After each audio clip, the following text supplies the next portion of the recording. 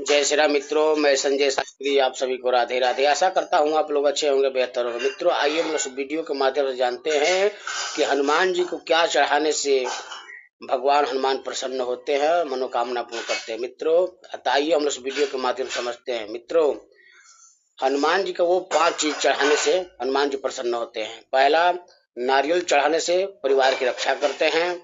दूसरा, मीठा पान चढ़ाने से शत्रुओं से छुटकारा मिलता है। और तीसरा, गुड़ और चना खिला चढ़ाने से जीवन की बाधाएं दूर करता है।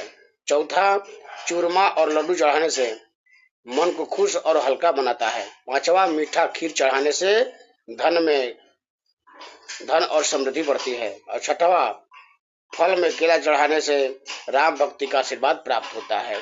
यह 5-6 चीज चढ़ाने से हनुमान जी प्रसन्न होते हैं, सबकी मनोकामना पूर्ण करते हैं। जय श्री राम मित्रों, मेरा कार्यक्रम अच्छा लगता हो तो हमारे चैनल को लाइक करिए, सब्सक्राइब करिए, शेयर करिए। जय श्री राम मित्रों, जय श्री राम मित्रों।